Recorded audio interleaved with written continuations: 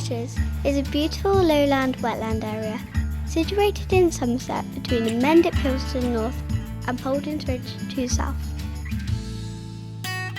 This wetland has been constantly changed and managed by people over the last 10,000 years. From the Neolithic Age through the Bronze Age and Iron Age to now. In this film, my friends and I are going to look at the archaeological evidence that remains to understand more about how people may have lived here all those years ago. We talked to Amy Stone about the Sweet Track.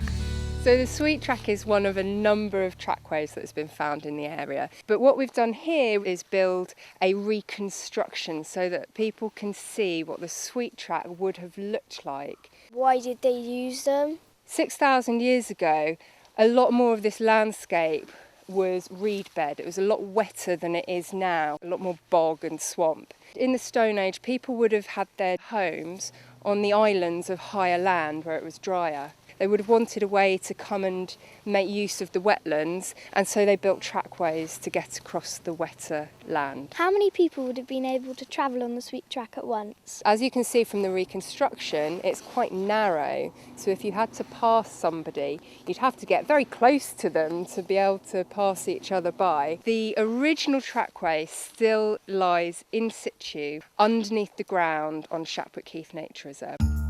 We also talked to Mark Cox. So we're walking along the site of the original Sweet Track here, and it's beneath our feet, buried beneath layers and layers of peat. So it goes for 2 kilometres along this line, connecting 2 of the islands, West Hay Island and the Polding Ridge. What trees were used to make the Sweet Track? If you look around us now, some of the types of trees that they used are still here. Oak was one of the most important ones because it's so strong.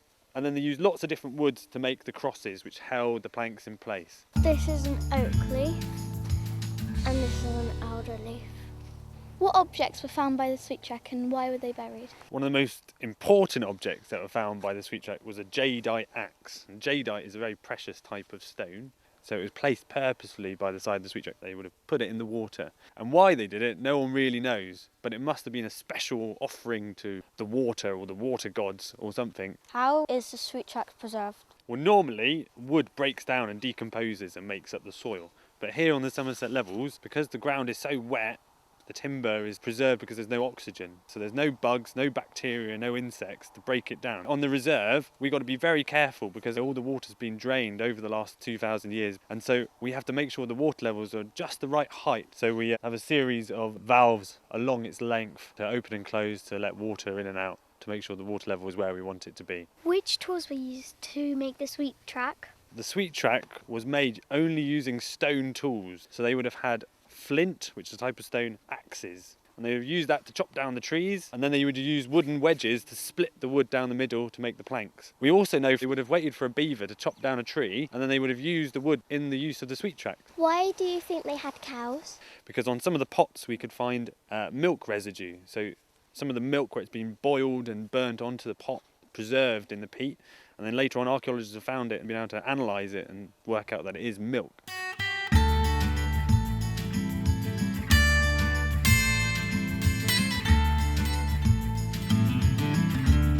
We also talked to Simon Clark from Natural England. How far underground is the Sweet Track? The track at the moment is buried about 1 metre to 1.5 metres underneath the ground. How did the Sweet Track end up underground?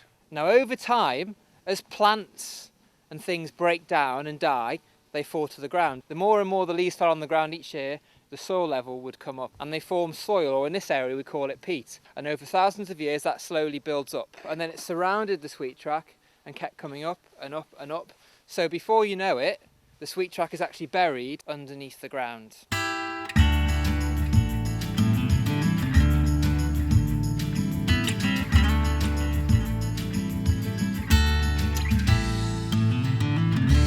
In the Iron Age, people built roundhouses in lake villages on the marshes.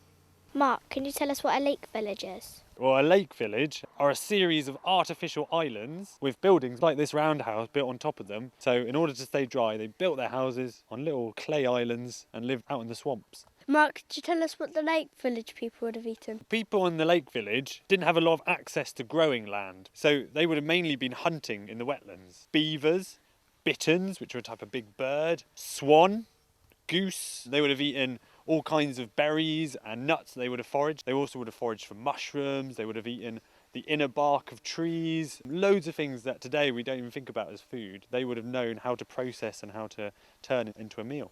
How were the tools different to those that made the sweet track? So the sweet track was made during the Neolithic, which is the new Stone Age.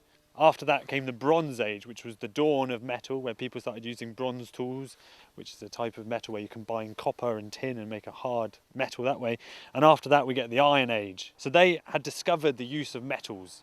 So their tools that they would have used were mainly iron axes or iron adzes or chisels, and use that to build their roundhouses. This roundhouse is the type of house people would have lived in during the Iron Age. During the Iron Age, people would have had to travel between different communities, different villages, across open water. So they would have taken a big log and they would have chopped out the middle with axes, and then they would have turned it into a canoe. And they would have been able to paddle these across the open water to different places, and they would have used them for hunting, for fishing, for trading. And as part of our project here, we made a couple so that we can get an idea of how they were made, what they looked like, and for other people to have a look at them. We have been fascinated to look around the Avalon Marshes. We have thought about life all those years ago and wondered about how different things must have been.